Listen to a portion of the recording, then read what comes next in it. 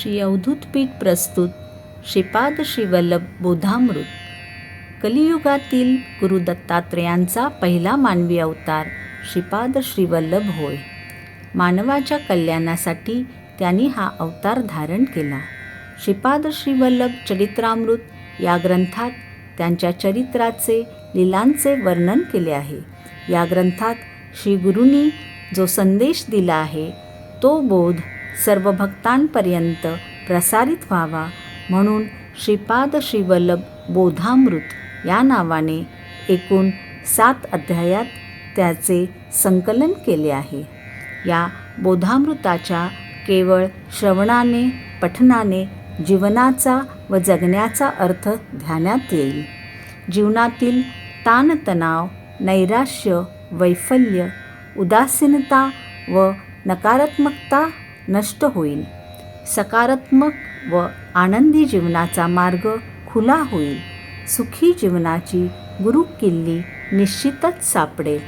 श्रीपादराजं शरणं प्रपद्ये. श्रीपाद श्रीवल्लभ बोधामृत अध्याय 6. प्रत्येक शरीरात स्त्री आणि पुरुष तत्व अशी दोन्ही तत्वे असतात.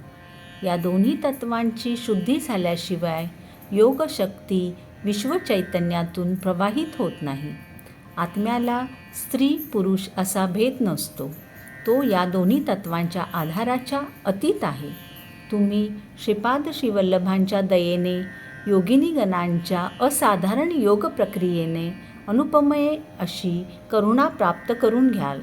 ज्ञान नसताना अहंकाराने स्वतःला महापंडित समजणाऱ्या लोकांचा गर्व ते तात्काळ हरण करून त्यांना अहंकाररहित करतात. तसेच विनयी, नम्र परंतु ज्ञानाचा अभाव असणाऱ्या साधकांना ते आपल्या कृपादृष्टीने पंडित करू शकतात. त्यांचा हा योगसंपन्न अवतार आहे. ते अवतारी पुरुष असून प्रत्यक्ष श्री दत्तात्रेयांचे अवतार आहेत हे समजण्यासाठी आपल्या पापराशी जळून दग्ध व्हाव्या लागतात आणि पुण्यराशींचा संचय व्हावा लागतो असा सर्वसाधारण नियम आहे. त्याचा कृपा कटाक्ष झाल्यास हा साधारण नियम दूर सारून ते भक्तांचे रक्षण करतात. ते क्षणोक्षणी लीलाविहारी आहेत.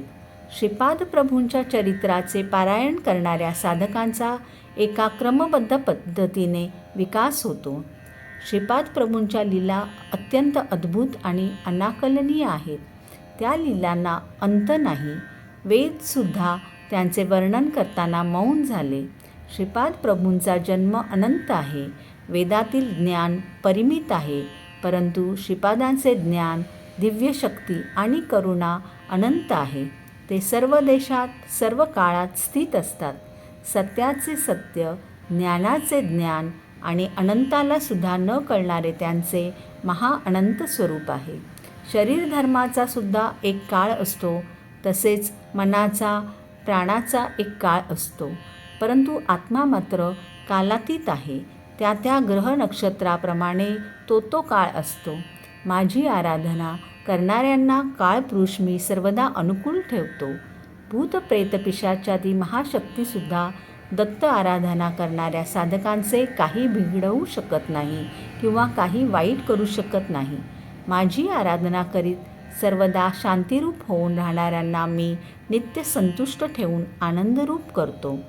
साधारणपणे शक्ती आणि विवेक एकाच व्यक्तीत एकत्रित दिसत नाहीत, परंतु राजराजेश्वरी देवीचा अनुग्रह झाल्यावर शक्ती आणि विवेक दोन्ही एकाच व्यक्तीमध्ये नांदतात. दिव्य चैतन्याची अनेक रूपे समजण्याची बुद्धी या देवीकडून आपणास प्राप्त होते. विश्वातील विशाल भावांची वृद्धी करण्यास श्री राजराजेश्वरी देवी आपणास मुक्त हस्ताने सहकार्य करते. अत्यंत अद्भुत असे दिव्य ज्ञान मिळवण्यासाठी, शाश्वत अशी दिव्य मातृशक्ती मिळवण्यासाठी, विश्वातील महान कार्य सफल होण्यासाठी तिचा अनुग्रह अत्यंत आवश्यक आहे. श्री राजराजेश्वरी देवी अनंत अशा विवेकाची खाण आहे.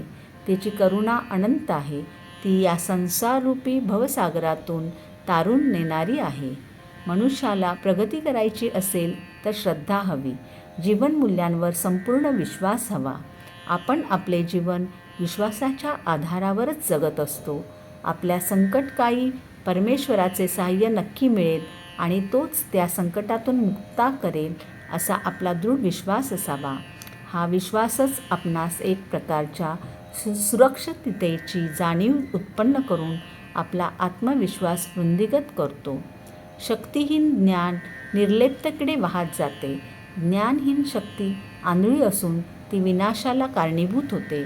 यासाठी आपण ज्ञान संपादन करून प्रकृतीच्या बंधनातून मुक्त झाले पाहिजे. शक्ती अनुग्रहानंतर परिपूर्णता साधली पाहिजे. सांख्य मार्गात चैतन्याला पुरुष म्हटले आहे, कर्म करणाऱ्याला प्रकृती म्हटले आहे. खालच्या अवस्थेत या दोघात विरोध असतो. चैतन्य असते ते कर्म करीत नाही आणि प्रकृतीला ज्ञान नसते. प्रकृती आणि पुरुष ही दोघे मिळूनच सृष्टीचे कार्य चालवितात. या दोघांनाही अपंगत्व आहे. चैतन्य पाहिले तर ते लंगडे आहे आणि प्रकृती आंधळी आहे. उन्नत स्थितीत पोहोचल्यावर पुरुष व प्रकृती हे दोन्ही ईश्वर ईश्वरी या नावाने ओळखले जातात. तेव्हा या दोघांमध्ये विरोध नसतो. श्रोते हो, श्रीपाद श्रीवल्लभ प्रत्यक्ष शिवस्वरूप आहेत.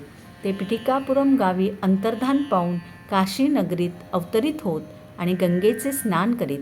त्यांच्या पिठिकापुरममध्ये अवतरित होण्याचे तेथील भूतपिशाच बाधेचे निर्मूलन झाले.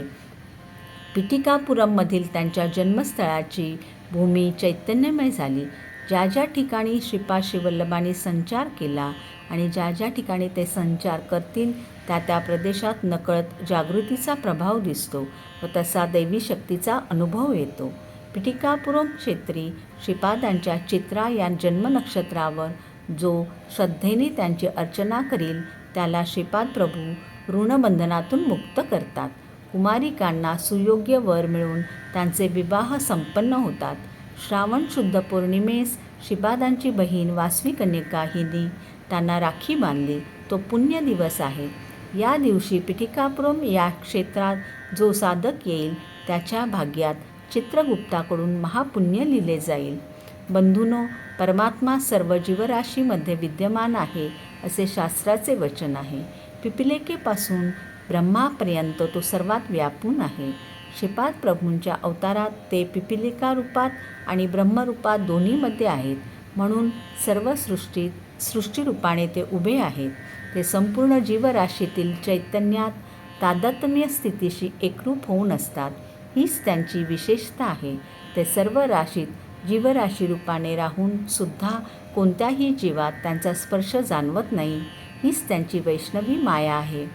जगन्नाथ आपल्या 4 शक्ती महासरस्वती, महालक्ष्मी, महाकाली, राजराजेश्वरी या विश्वातील दैव अभिव्यक्तीसाठी, विश्वपरिपालनासाठी आविर्भूत करतात. अंबिका देवीला 3 स्थिती असतात: अतीत स्थिती, विश्वस्थिती व शक्तिस्थिती.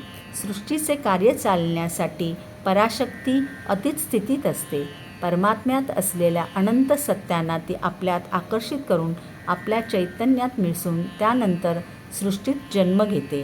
हा तिचा विश्वस्थायी स्वभाव आहे. नुसते जन्म घेऊन तिचे कार्य पूर्ण होत नाही, तर ती सर्व जीवांना बळ देते.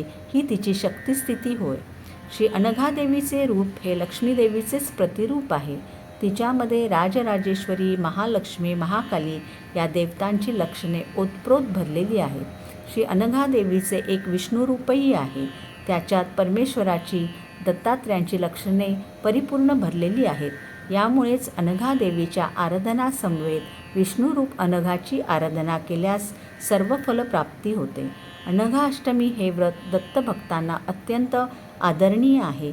या व्रताच्या आचरणाने सर्व सुखाची प्राप्ती होते. श्रीपादराजं शरणं प्रपद्ये.